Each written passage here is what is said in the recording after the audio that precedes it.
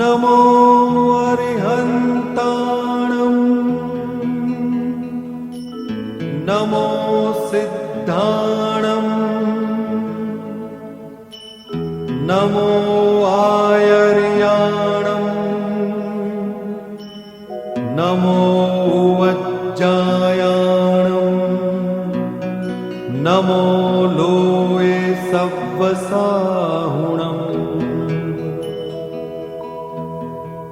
एसो पञ्चनमुक्कारो सव्वपावप्पणासनो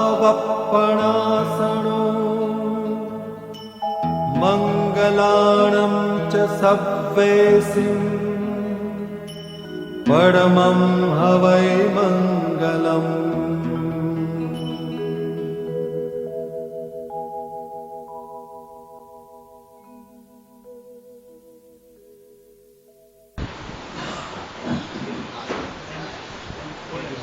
नित्य भावना ले ले पहले बात करिए।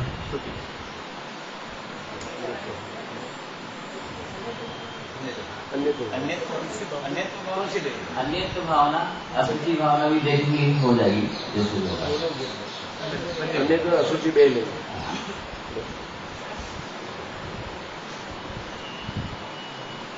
अन्य तो भावना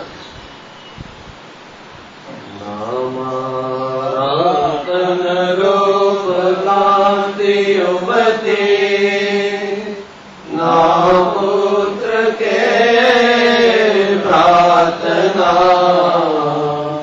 नामामृत स्नेह स्वजन के ना गोत्र के नाथना नामाराधन दामया मन धरा हो गया ज्ञापना रे रे जीव विचार मज सदा अन्यत्वना भावना रे विचार मज सदा अन्यत्वता भावना। अशुचि भावना खान मूत्र ने मरणी रोग जरानु निवासनु दाम काया एवि गणी मानक दिन कर सार्थक आम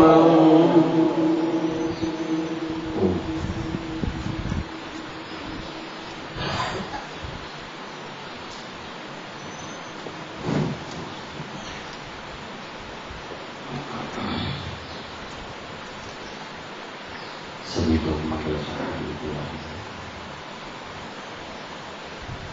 आज में महामंत्र सुन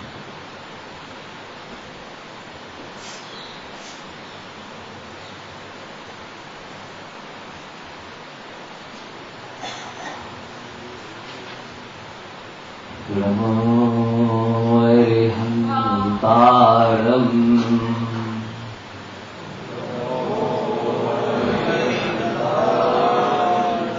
नमो सिद्धारम् नमो आयर्याणम्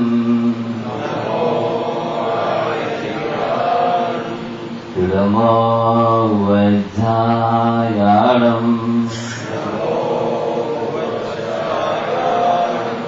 नमो लोये सव्वसाहुणम्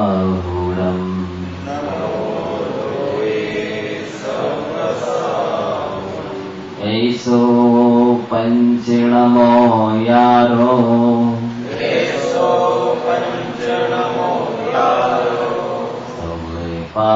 पावपणासनो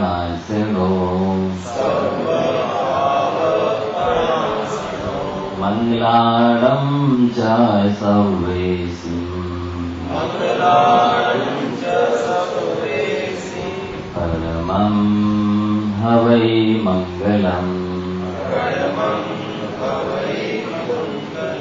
बोलिए पंच परमेश्वरी भगवानी की, द्वादशांग जीवानी माता की, दशलक्षण महापर्व की, आचार्य कुंज कुंज भगवान की, आचार्य गुरुवर श्री विद्यासागर जी महाराज की, पूज्य मुनिवर श्री निर्वाण सागर जी महाराज की, पूज्य गणेश प्रसाद पंडित जी महाराज की।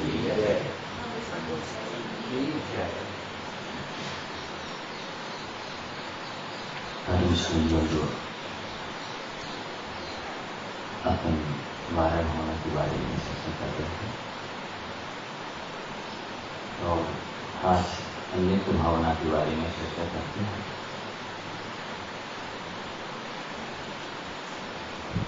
अन्यत्र शब्द अपने आप में कहता है कि हमारी आत्मा से स्त्री पुत्र मित्र आदि सारे विषय अन्य है, भिन्न है। किसी का किसी के साथ संबंध नहीं है। जैसे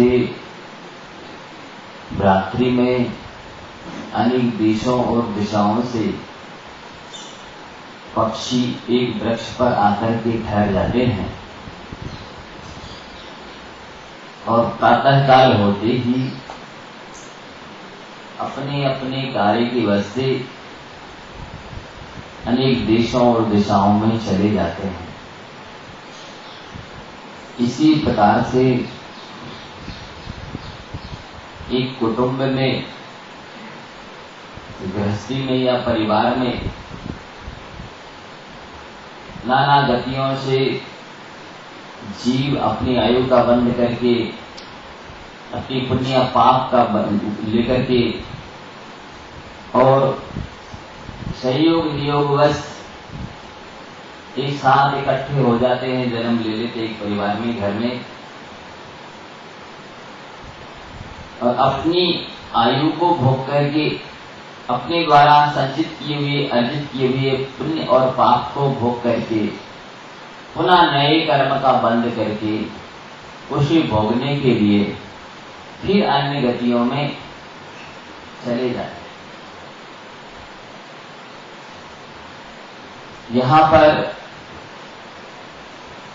जो प्रीति दिखाई देती है, संबंध दिखाई देता है, वह स्वार्थवश होता है। अगर सामने वाले के माध्यम से हमारे अभिमान की पुष्टि, स्वाभिमान की पुष्टि हो रही है, लोभादि की पुष्टि हो रही है, पंचेंद्रियों के विषयों की पुष्टि हो रही है, तो मित्रता हो जाती है। और यदि अभिमान में ठेस पहुंचती है, अपमान दिखाई देता है, विषय सेवन में कोई बाधा डालता है, विरोध उपस्थित करता है, लोभादि की पूर्ति नहीं होती है, तो वही व्यक्ति एक क्षण में शत्रु बन जाता है। और दान दे करके, सम्मान दे करके, उपकार करके बड़े से बड़े शत्रु को, बैरी को भी मित्र बनाया जा सकता है। वर्तमान में यदि कोई स्वार्थ सिद्ध नहीं भी हो रहा है और फिर भी प्रीति दिखाई दे रही है, तो या तो सामने वाले ने उपकार किया है, और यदि हम उसका उपकार नहीं मानते हैं तो लोगों की दृष्टि में हम हीन समझे जाएंगे। लोग निंदा करेंगे कि अरे देखो ये उपकार नहीं मानता है। तो उस अभिमान आदि के कारण से वो इसलिए प्रीति रखता है।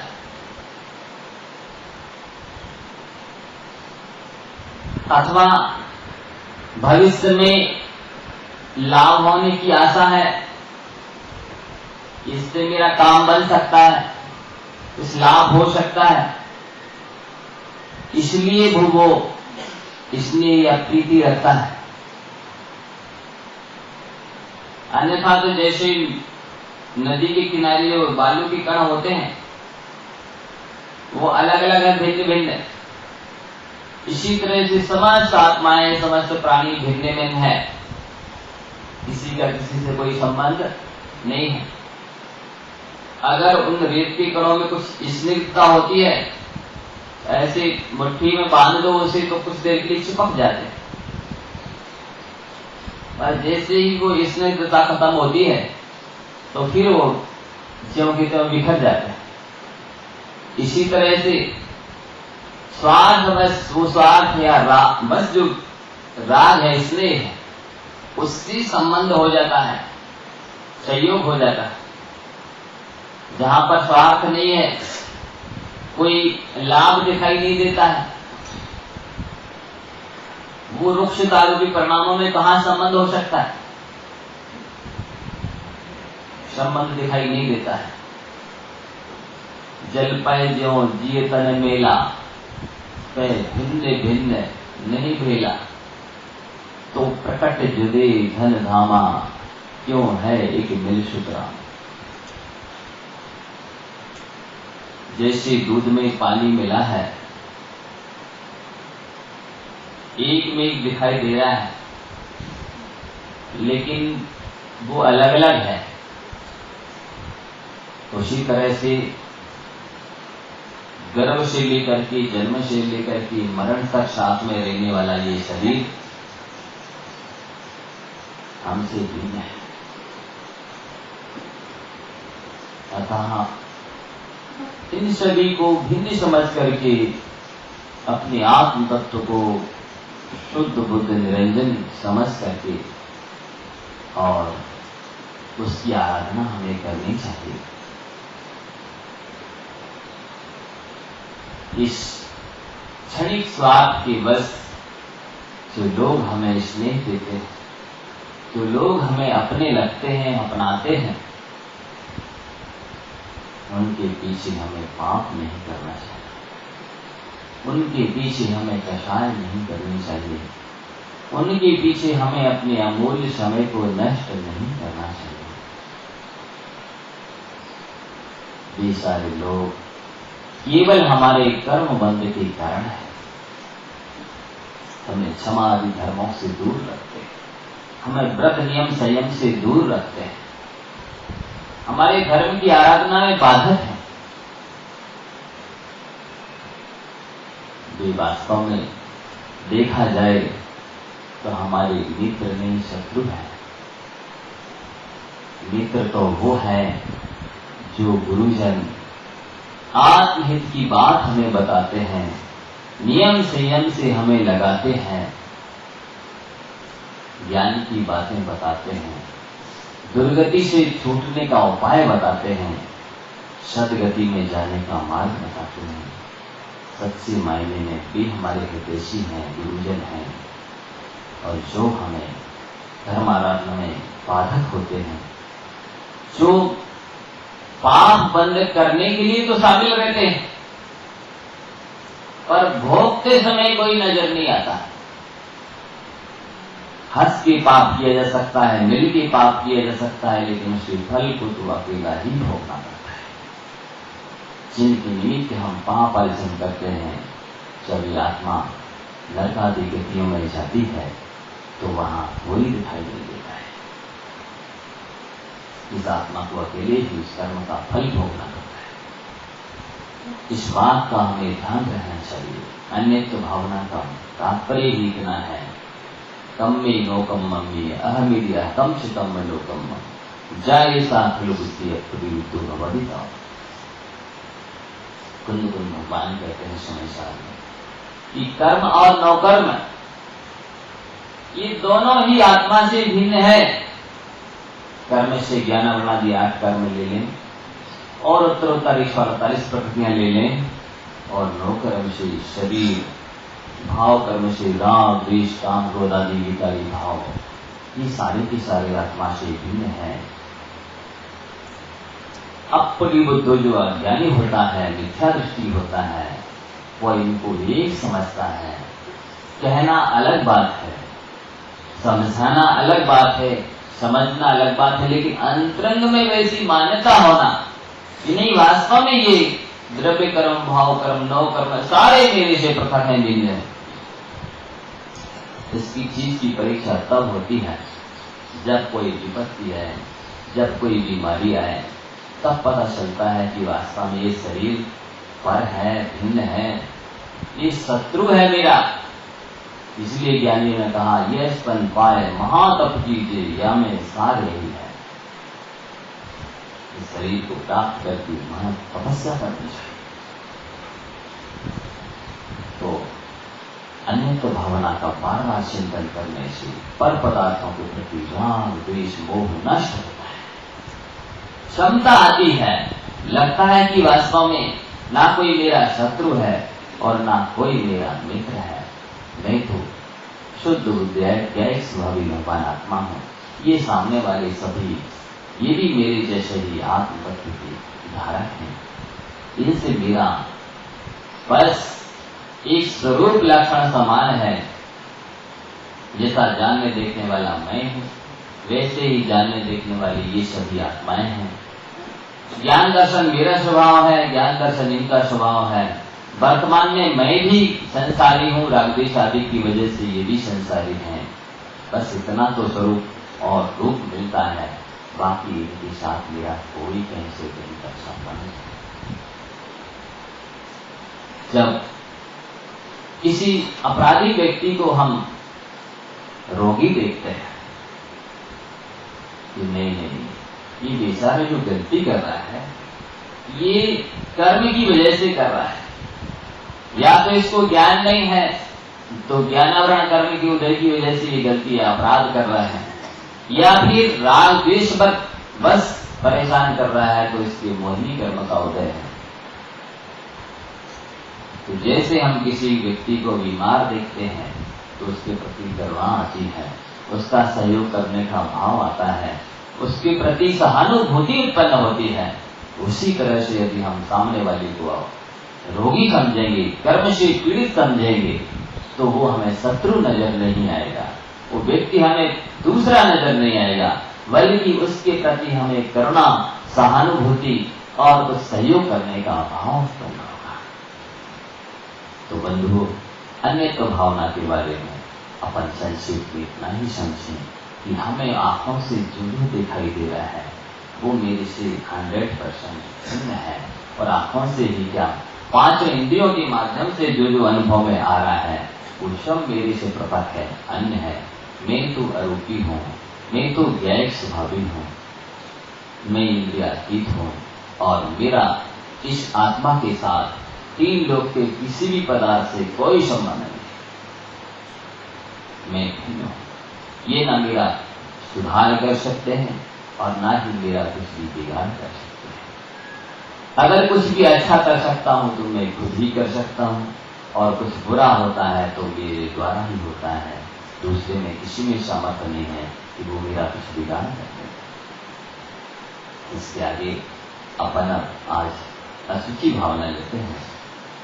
अशुचि ये शब्द भी अपने आप में बताता है अपवित्रता। अपवित्र कौन है?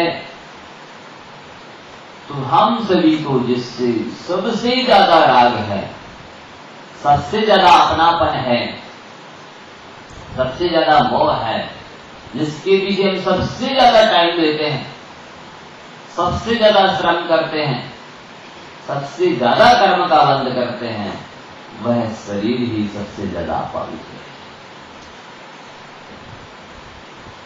ये शरीर अपन सभी को मालूम है, मात पिता रज बीरज मिलकर बनी देह तेरी, मांस हार नश लहू राज की प्रकट व्याधि तेरी। माता के रज और पिता के वीर से उत्पत्ति हुई है। जो धातु हैं अपवित्र हैं, उससे ही ये उत्पन्न हुआ है। तो इस शरीर के अंदर वही सब धातुएं भरी हुई हैं जो अपवित्र हैं, दुर्गंधित हैं, अशुद्ध हैं, और ये मल को ही झराता है। मल की मील है, मल को ही बनाता है, मल को उत्पन्न करता है। अगर इस शरीर के ऊपर से मक्खी के पंख बराबर ही इसकी ये त्वचा हटा दी जाए तो हम अपने शरीर को खुद ही देखने में सक्षम नहीं होंगे। इसके ऊपर मक्खियां बनाने लगेगी, दुर्गंध आने लग जाएगी, मल बहने लग जाएंगे। कितना भी सुंदर से सुंदर रूप हो, शरीर हो, लेकिन उसके ऊपर से जरा सी झिल्ली निकाल दी जाए तो अपवित्र और दुर्गंधित कुरूप दिखाई देने लगेगा, मुर्दे की तरह नजर आएगा। कोई मल का घड़ा है, इसमें मल भरा है और वो घड़ा फूटा है, जगह जगह से मल रिस रहा है, बह रहा है, और उसको धोते चले जाओ तो ना शुद्ध होगा और ना ही पवित्र होगा। उस मल के घड़े की तरह यह शरीर है। इसमें 9 द्वार हैं, 9 मल द्वार वहे निशिवासर, नाम लिए फिर आवे। 9 मल द्वार हैं, 2 नासिका के छिद्र, 2 आंखें, 4, 2 कान, 6, 1 मुंह, 7 मल, शौच का द्वार, लवसन का द्वार, 9 द्वार है। इसके साथ ही शरीर में 3.5 करोड़ रोम है। उन एक एक रोम से पसीना आदि दुर्गंधित पदार्थ घुसते रहते हैं, बहते रहते हैं, निकलते ही रहते हैं। फिर भी हम सबकी ये चेष्टा रहती है कि किसी तरह से ये शुद्ध रहे, सुगंधित बना रहे, उसके लिए प्रयास जारी रहता है। इसकी वास्तविकता को हम छुपाते हैं। यदि इसकी वास्तविकता को समझना है तो एक दिन मंजन नहीं करो तो मुंह से क्या आता है, अपने मुंह की दुर्गंध हमें अच्छी नहीं लगेगी, लेकिन कोलगेट और अच्छे से अच्छे मंजन लगे, दोनों टाइम लगे रहे साफ करने के लिए। मान लो आपने अच्छा एक डिब्बी पूरा मंजन कर लो और 100 बार कुल्ला कर लो, 101 भी बार किसी के ऊपर थूक दो तो वो कहेगा कि हाँ कोई बात नहीं, अब तो आपने मंजन कर लिया और 100 बार कुल्ला कर लिया, हाँ चलेगा, मैं अशुद्ध नहीं हुआ, कोई बात नहीं, मानेगा? वो कहेगा आपने मुझे अशुद्ध कर दिया, मेरा अपमान कर दिया, तिरस्कार कर दिया, अशुद्ध, और वो ना आएगा। ये स्थिति है। और सारे संसार की पूरी साबुनें लगाओ और समुद्र, जितने भी मध्यलोक में असंख्यात समुद्र हैं, उनका क्रम क्रम से पानी ढोल लो, ऊपर जल से कर लो, इसके बाद भी ये शरीर शुद्ध होने वाला नहीं। फिर भी चेष्टा है कि किसी तरह शुद्ध रहे, साबुन लगा लिया और नहीं शुद्ध हुआ तो सुगंध और नहीं आ रही सुगंध तो सेंट लगा लिया, तेल लगा लिया सुगंधित, और कोशिश की पाउडर लगा लिया, क्रीम लगा लिया, और 2-4 घंटे में फिर पता चला कि ज्यों की त्यों शरीर से वो बदबू आने लगी। चाहे अच्छे से अच्छे सुगंधित फूल हो और चाहे अच्छे से अच्छा इत्र हो और चाहे अच्छे से अच्छा सुगंधित तेल हो, कपूर हो, चंदन हो और जितनी सुगंधित वस्तुएं हैं सब लगा दी जाए एक साथ, तो भी 2-4 घंटे के बाद क्योंकि क्यों शरीर से दुर्गंध और बदबू आने लगती है। ऐसा पवित्र पदार्थ काश ये शरीर ना होता तो इस मध्यलोक में कहीं कोई गंदगी नजर नहीं आती। जितनी भी गंदगी है, जितनी भी ये नालियां बनी हुई है, इस शरीर ने ही गंदी कर दी है और इसकी गंदगी को बहाने के लिए बनी है। फिर भी इतना ज्यादा राग इस प्राणी को इस शरीर से होता है। सोचिए, जन्म से लेकर के व्यक्ति खिलाता रहता है, पिलाता रहता है, नहलाता रहता है, सुलाता रहता है, पूरी ताकत लगा के, लेकिन इसके बाद भी जवान अवस्था में तो बादाम की तरह टाइट रहता है और जैसी थोड़ी सी उम्र ढलती है कि खारक की तरह हो जाता है, किसमिस की तरह, और इसकी झुर्रियां पड़ जाती हैं, लूज हो जाता है, शरीर ढीला हो जाता है। तो हमारा श्रम, हमारा समय सारा बेकार है। आचार्य गुणभद्र महाराज से पूछा किसी ने कि महाराज, ये वृद्धावस्था में या ये कुछ उम्र होने के बाद बाल सफेद क्यों हो जाते हैं? बोले, जो प्रारंभिक अवस्था में जितनी अंतरंग में विशुद्धि और शुद्धि रहती है, वो जैसे जैसे उम्र बढ़ती है तो वो बाहर निकलना शुरू हो जाती है, तो भीतर की सफेदी बाहर आ जाती है। और बोले, ये उम्र के बढ़ते ही आंखों से कम दिखाई क्यों देने लगता है? कभी कभी तो ऐसी स्थिति आती है बिल्कुल ही नहीं देख पाता है, अपने ही शरीर को नहीं देख पाता है, अंधेरा सा छा जाता है, काली बदली सी छा जाती है।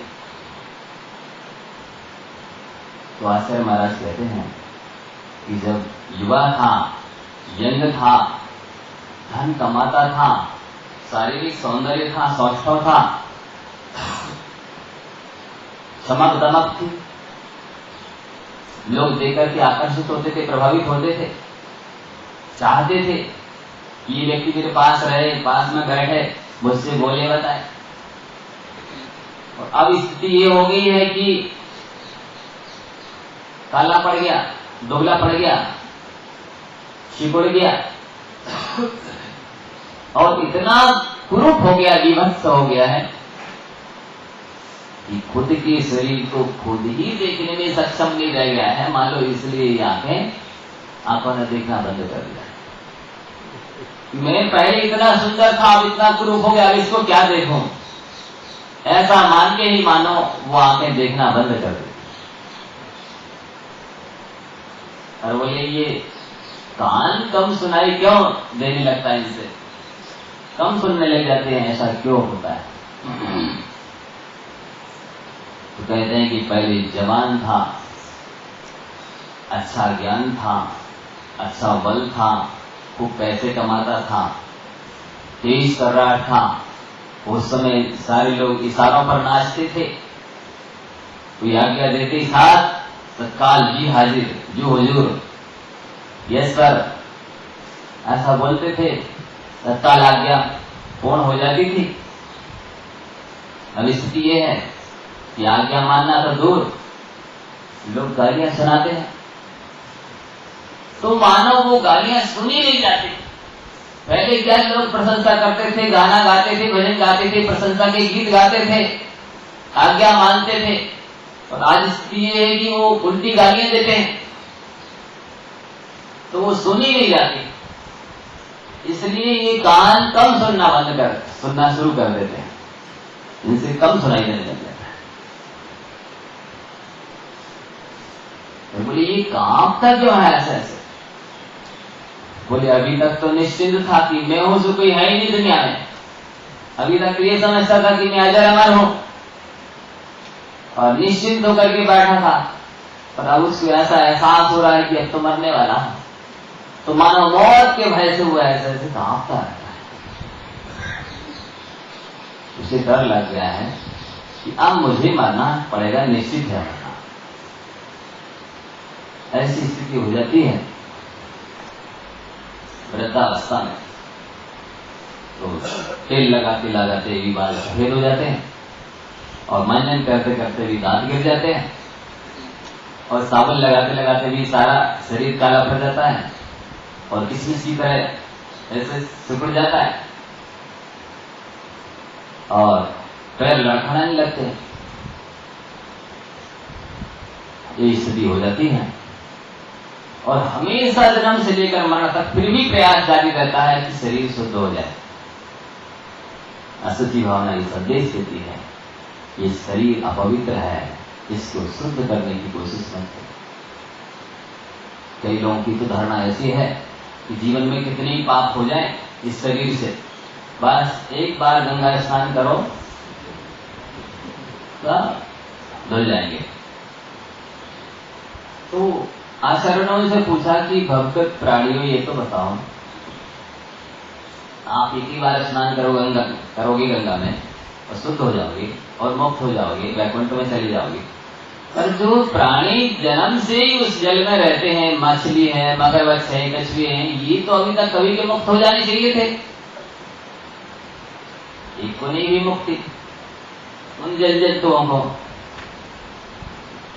और ऐसा करोगे तो एक बार क्या हुआ कि सारे लोगों ने, जितने भी ऐसे मानने वाले थे, हिंसा कर करके गंगा में स्नान किया। राम के लिए गंगा मैली हो गई। पापियों के पाप धोते धोते तो गंगा ने सोचा ये तो गड़बड़ है, हम किस किस के पाप संभालेंगे, इसलिए ऐसा करो आकाश को दे दो बादल को। बादल ने ले तो लिए सारे गंगा से पाप, फिर सोचा कि हम कहाँ रखे रहेंगे इनको, इसलिए काम करो जिसके हैं उसी के आंगन में बरसा दो। और उसने बरसा दिया तो सबके पल्ले में, जिसके थे उसके पल्ले में आ गए। कहने का मतलब यह है कि गंगा में स्नान करने से कर्म नहीं धुलते, शर्म धुलने से कर्म धुलते होते तो सबसे पहले सारे जल जंतु मोक्ष में होते। जब कौरव पांडवों का युद्ध हुआ, उसमें भारी हानि, हिंसा हुई, जन धन की हानि हुई, और युद्ध के उपरांत पांडवों के मन में आया कि हिंसा तो बहुत हो गई है, अब गंगा स्नान कर लिया जाए तो सारे पाप धुल जाएंगे। तो वो लोग मिलके श्री कृष्ण जी के पास गए कि भगवान आप भी चलो, आप भी तो अर्जुन के सारथी थे और आपका साथ रहेगा तब फिर आनंद का कहना ही क्या, सत्संगति बनी रहेगी। श्री कृष्ण जी तो समझते थे, उन्होंने किसी बहाने को लेकर कि भाई मेरे पास अभी टाइम नहीं है और आप लोग होके आ जाओ। बोले नहीं भगवान आपको भी चलना पड़ेगा, ऐसा कैसे, हम लोग अकेले नहीं जा सकते हैं, आपको लेके जाएंगे। तो कुछ ना कुछ तो आप प्रतीक स्वरूप दे रहे, में नहीं जा पा रहे हैं तो ठीक है। उन्होंने तुम भी ला करके बुलवा करके उनको दे दी कि लो ये हमारे प्रतीक स्वरूप आप ले जाओ। ठीक है, भगवान ने दी है, चलो कुछ सही नहीं जा रहे हैं तो उनकी निशानी देते जाए। और ले गए पुष्कर में, झील में, जहां भी गंगा आदि नदियों में पवित्र मानी जाती है, उनमें स्नान करने के पहले उसको भी को नहलाया। भगवान ने दी है, एक बार नहीं, दो दो चार चार पांच पांच बार नहलाया भगवान ने दी। फिर खुद नहाते अनेक तीर्थों में स्नान करके आ गए। भगवान ये आपकी जो है, तुम भी प्रतीक स्वरूप आपने जो दी थी इसको संभाले। श्री कृष्ण जी कहा कि ये तो अनेक तीर्थों में स्नान करके आई है, अब तो परम पवित्र हो गई है,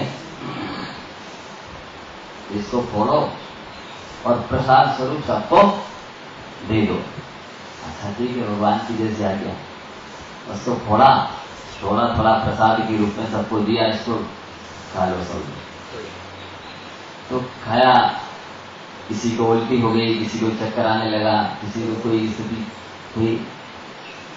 श्री कृष्ण जी कहते ही क्या करते हो, ऐसी पवित्र तुम भी है, ये प्रसाद है, इसको बड़ी श्रद्धा आस्था से लेना चाहिए। आप लोगों ने थोक दिया, बोले भगवान ये तो बहुत कड़वी है। अरे कड़वी कैसे है, ये तो तीर्थों में स्नान करके आई है, इसलिए मीठी होनी चाहिए, पवित्र होनी चाहिए, कड़वी नहीं हो सकती। बोले नहीं कड़वी तो है। तब फिर श्री कृष्ण जी ने एक श्लोक सुनाया, आत्मा नदी संयम तोय पूर्णा सत्या वहा सीड तटादयोर्गे तत्रागदाहम गुरु पांडुपुत्र ना वर्णा शुद्धति कांतरात्मा। हे पांडुपुत्रो, आत्मा को नदी बनाओ,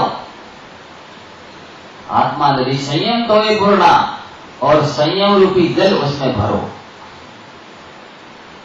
अपन सबको पांडुपुत्र ही समझे, अपन वो पांडुपुत्र चले गए, उनको नहीं समझना।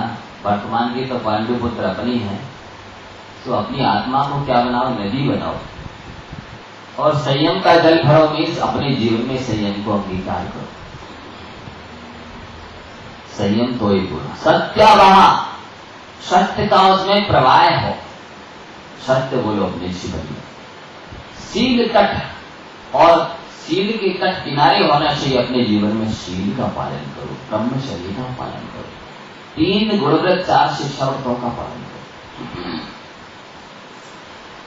तटा दयोर की दया की लहरें उसमें होनी चाहिए, मतलब अपने जीवन में दया होनी चाहिए। तत्र अवगाहन करो, ऐसी नदी में अवगाहन करो, डुबकी लगाओ, तैरो, नहाओ। ना वारणा शुद्धि अंतरात्मा। हे पांडु पुत्रों, अंतरात्मा, अंतर की आत्मा, अरूपी का आत्मा पानी के द्वारा शुद्ध नहीं होती, जल के धोने से शुद्ध नहीं होती है। ऐसी नदी में स्नान करोगे तो ही आत्मा शुद्ध होएगी, अन्यथा चरण के धुलने से कर्म धुलती तो अनंत जीव अभी तक मुक्त हो गए होते। ये लोग बोलता है कि लोग नदी में स्नान करके अपने आप को शुद्ध पवित्र मानते हैं और कहते हैं कि हम वैकुंठ में चले जाएंगे, लेकिन ऐसा नहीं होता है। तो अशुचि भावना हमें ये संदेश देती है कि जो लोग पर के धन की, पर स्त्री की अभिलाषा रखते हैं, वे करोड़ों तीर्थों में स्नान करें, करोड़ों वर्षों तक तप करें, करोड़ों वर्षों तक शास्त्रों का अध्ययन करें, करोड़ों रुपयों का दान देवें, तो भी त्रिकाल में शुद्ध नहीं हो सकते। शुद्धता यदि चाहिए है तो अपने जीवन में क्रोध को जीतो, मिथ्यात्व का गमन करो, लोभ का विनाश करो, वासनाओं पर नियंत्रण करो, परिग्रह की वांछा को खत्म करो, तो आत्मा शुद्ध होगी, पवित्र होगी। अन्यथा त्रिकाल में शुद्ध नहीं हो सकते। लोगों को कई बार 50 वर्ष हो जाते हैं स्वाध्याय करते, पूजन करते, लेकिन इसके बाद भी जीवन में कोई परिवर्तन नहीं आता है। इसकी वजह क्या है? तो आचार्य कहते हैं, ज्ञानी जन कहते हैं कि उनको 50 वर्ष हो गए शास्त्र सुनते, पूजन करते, लेकिन जीवन में कोई परिवर्तन नहीं आया। इसका मतलब ये है कि इन्होंने अभक्ष भक्षण किया है और अन्याय का धन अपने पास संकलित किया है, इकट्ठा किया है, उसका उपभोग किया है। इस वजह से जीवन में कोई परिवर्तन आ भी नहीं सकता। यदि जीवन में परिवर्तन लाना चाहे तो शुद्ध भोजन करो, अभक्ष भक्षण का त्याग करो, क्योंकि जैसा खाओ अन्न वैसा हो मन, जैसा पियो पानी वैसी हो लो मन। है कहीं तथ्य वास्तविकता है। भोजन का प्रभाव पड़ता है मन पर। आप अशुद्ध अभक्ष भक्षण करेंगे, तामसिक भोजन करेंगे, तो वो जाकर के शरीर के रोम रोम में भी जाता है और मन को भी बनाता है। आपके मन में वैसे विचार उठेंगे जैसा आपने भोजन किया। तो परिग्रह की बात, लालसा हमारी आत्मा को अशुद्ध करती है, अपवित्र करती है, दुर्गति में ले जाती है। विषय वासनाओं की चक्कर में व्यक्ति दुर्गति में चला जाता है। आत्मा त्रिकाल में शुद्ध नहीं हो सकती। अशुचि भावना ये कहती है, यदि शुचिता प्राप्त करनी है, आत्मा को शुद्ध करना है, तो सम्यक दर्शन, सम्यक ज्ञान, सम्यक चरित्र की आराधना करो। शरीर के प्रति ममत्व हटाओ, लोभ कषाय को क्रश करो। जब तक लोभ दशा अंदर में रहेगी, चाहे वो यश की चाहे हो, चाहे धन की चाहे हो, चाहे भोगों की चाहे हो, और चाहे शरीर के प्रति आसक्ति हो, ये सारे परिणाम आत्मा को मलिन करते हैं, अपवित्र करते हैं, कर्मों की बंधन से युक्त करते हैं, आत्मा को कर्मों से जकड़ा देते हैं और दुर्गति में ले जाते हैं। इसलिए बंधुओं, ये अशुचि भावना हमें प्रतिदिन 24 घंटे 12 महीने भाते रहना चाहिए। यदि शरीर के प्रति आसक्ति कम करनी है, तो शरीर से ममत्व घटाना है, शरीर से राग घटाना है, शरीर को पृथक समझना है, इस रागजन्य कर्म बंध से बचना है, तो प्रति समय ये भावना भाती रहो। पल रुधिर राग मल थैली, कीकस बसात रहे मेरी, न द्वार रहे हितकारी असि देख करे किनिया। ये आत्मा, ये खून, वसा, हड्डी, चर्बी, मांस आदि धातु इसमें भरे हुए हैं।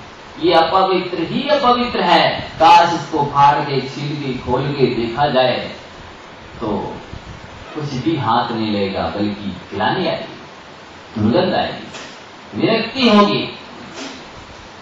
अरे इस शरीर के अंदर तो ऐसी अपवित्रता है, और मैं इसे अपना स्वरूप समझ रहा था, अपना आत्मा का स्वरूप समझ रहा था, निजी समझ रहा था। जब कोई व्यक्ति मर जाता है तो लोग, बच्चा भी क्यों ना हो, बूढ़ा हो, बिना पढ़ा लिखा हो, कोई भी हो, कहने लगते हो फलाना व्यक्ति नहीं रहा। मतलब मरने के बाद बच्चे को भेद विज्ञान हो जाता है। सब कहने लगते वो नहीं रहा। वो कौन?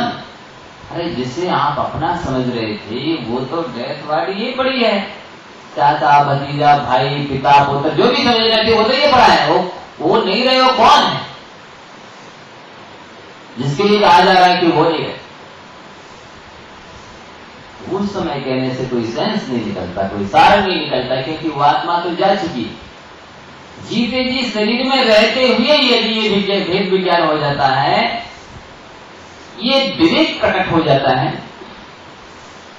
तो व्यक्ति नियम से सदगति को पात्र होगा। मात्र भेद विज्ञान के होने से कि ये शरीर अलग है, मैं अलग हूं, समीकरण हो जाता है, सारी दुर्गतियां टल जाती हैं, कट जाती हैं। और फिर व्यक्ति जब इसको पड़ोसी समझने लगता है कि ये शरीर मेरा पड़ोसी है, और जैसे पड़ोसी से काम पड़ जाता है, पड़ सकता है, इसलिए उससे संबंध रखना चाहिए, लेन देन रखना चाहिए, व्यवहार बना के रखना चाहिए, रखते हैं लोग। ऐसे फिर वो ज्ञानी इस शरीर से संबंध रखेगा। ये नौकर से हम काम लेते हैं, मेहनत करता है दिन भर, इसलिए उसे भोजन देना चाहिए, देते हैं, वेतन देते हैं, वस्त्र भी देते हैं, उसके रहने की व्यवस्था करते हैं। करते हैं कि नहीं? करते हैं।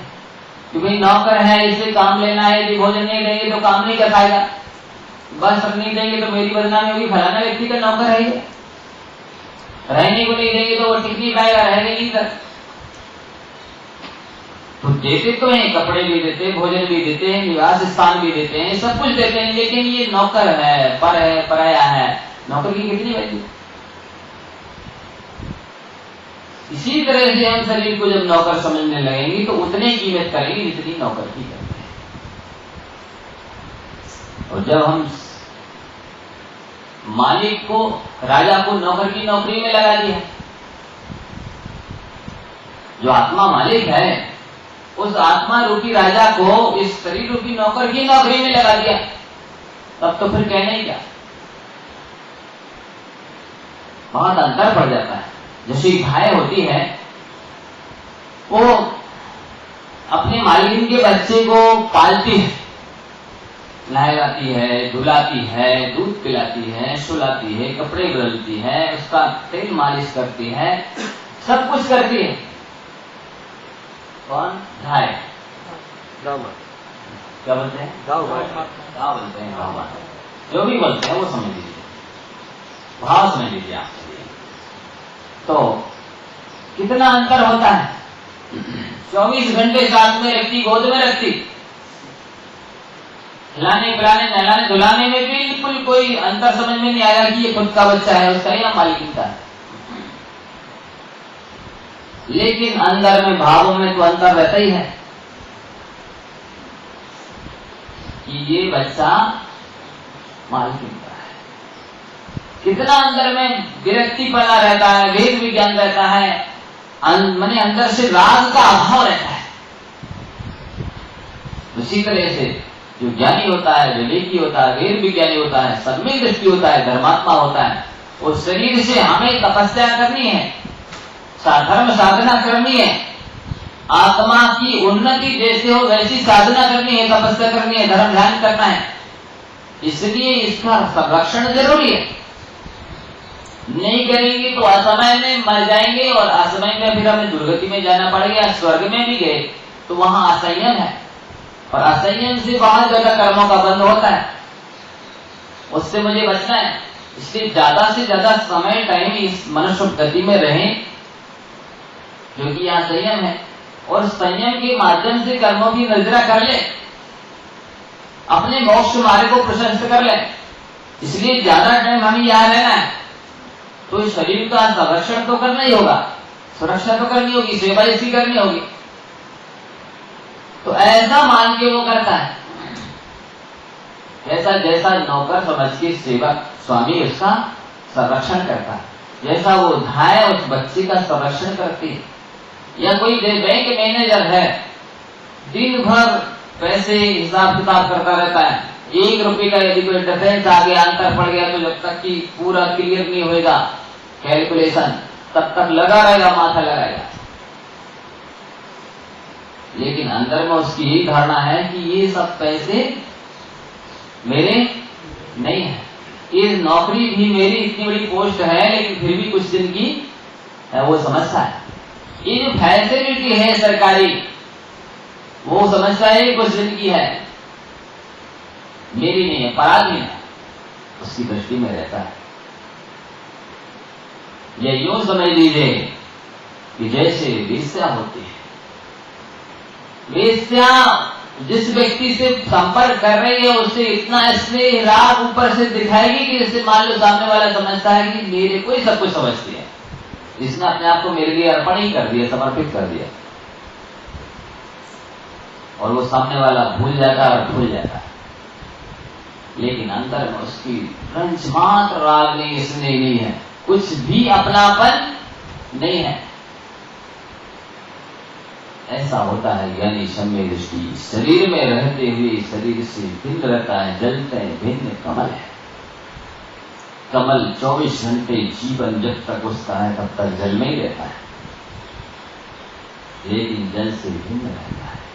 जल के कोई अंश से बूंद को ग्रहण नहीं करता। जल में रहते हुए जल से भिन्न रहना, ये कमल की ही गरिमा और महिमा है। कीचड़ में सोना को डाल दो, कितने ही दिन तक पड़ा रहेगा कि जंग नहीं लगेगी, और लोहा डाल दो तो कुछ दिन में ही जंग लग जाएगी और खराब हो जाएगा। तो ज्ञानी तो होता है सोने की तरह, धर्मात्मा, विवेकी, सम्यक दृष्टि, और अज्ञानी होता है लोहे की तरह, जो गृहस्थी में रहा तो रसपच उसी में रसपच गया, होश ही नहीं है, जोश ही नहीं है, कुछ भी ध्यान नहीं है कि मैं कौन हूं, मैं कहां से आया हूं, मुझे किस दर पर जाना है, मैंने अनादिकाल से अभी तक क्या खोया और क्या पाया है, मुझे क्या पाना है, मेरा स्वरूप कैसा है, मुझे कहां जाना है, किस दर पे जाना है। ये ज्ञानी को होश रहता है, ध्यान रहता है, अज्ञानी को मिथ्या दृष्टि को नहीं रहता।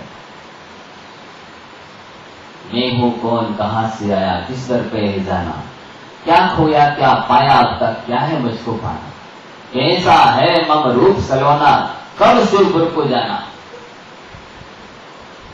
ये ध्यान रहेगा। तो अपन सभी विचार करें कि हम लोहा है कि सोना है, हम जल की कमल की तरह हैं कि गाय के थन में लगे हुए गोंच की तरह है। गोंच होती है एक जानवर, एक कीड़ा होता है जो गाय के थन में लग जाता है, तो उसी स्थान पर अच्छा अमृत के तुल्य मधुर दूध भरा है और वहीं पर खराब खून भरा है, तो वो दूध नहीं पिएगा, खराब खून पिएगा। हाँ, अपनी अपनी भाषा में समझ लेना। और इतना अधिक पी लेता है कि उसका पेट फट जाता है और मर जाता है, आसक्ति बस।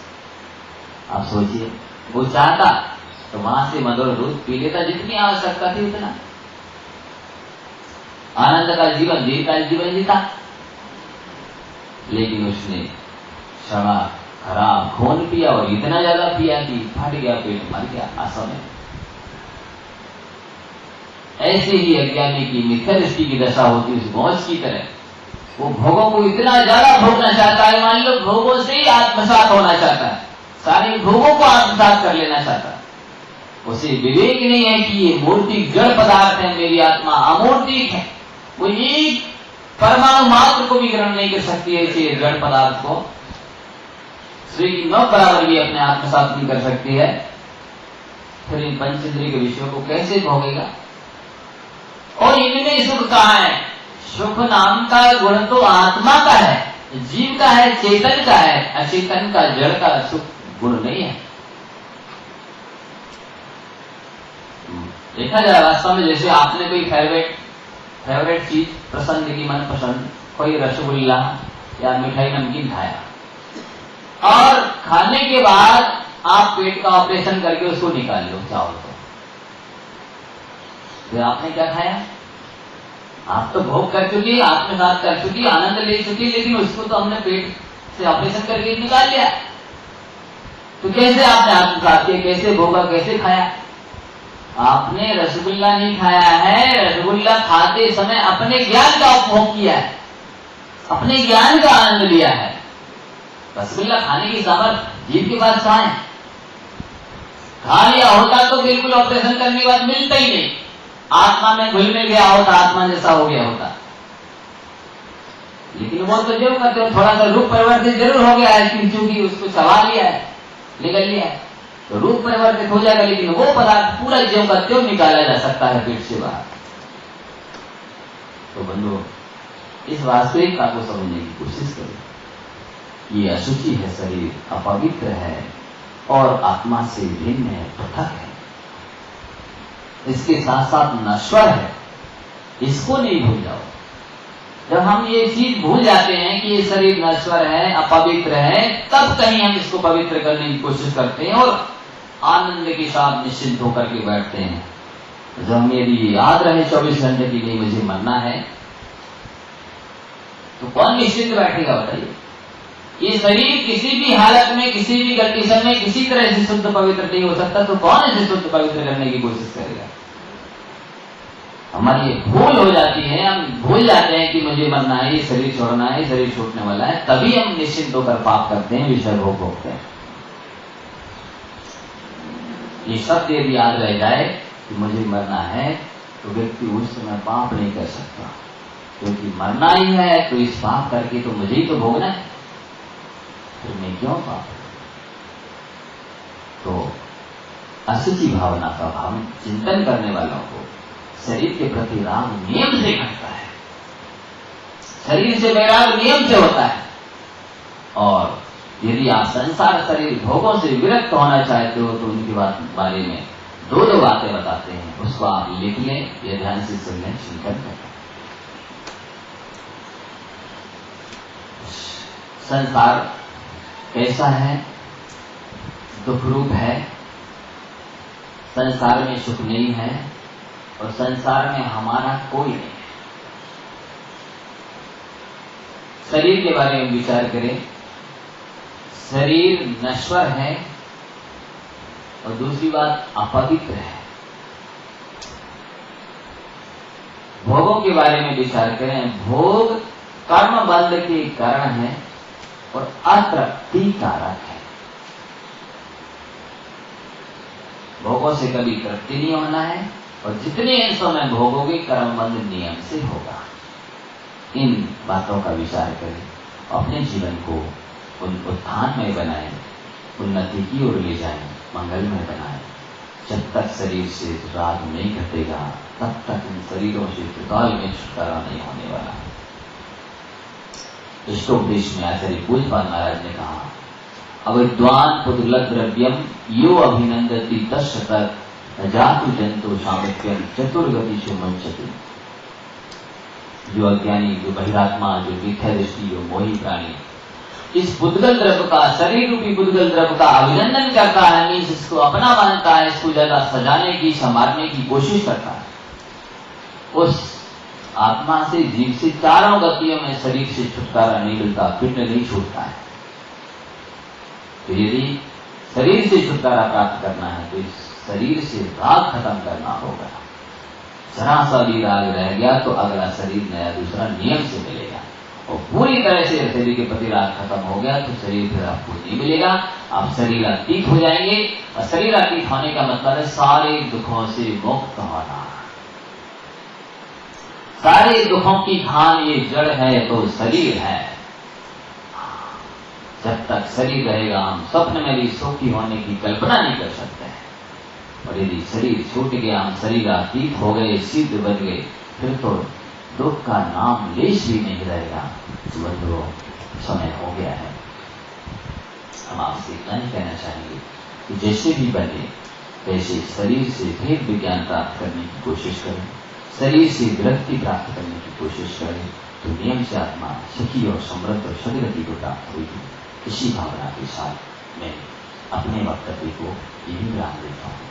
बोलिए पंच परमेश्वरी भगवान की, द्वादशांग जिनवाणी माता की, दशलक्षण महापर्व की, आचार्य गुरुवर श्री विद्यासागर जी महामंदिर महाराज की, पूज्य गुरुवर श्री निर्वाण सागर जी महाराज की, पूज्य गणेश्वर जी महाराज की।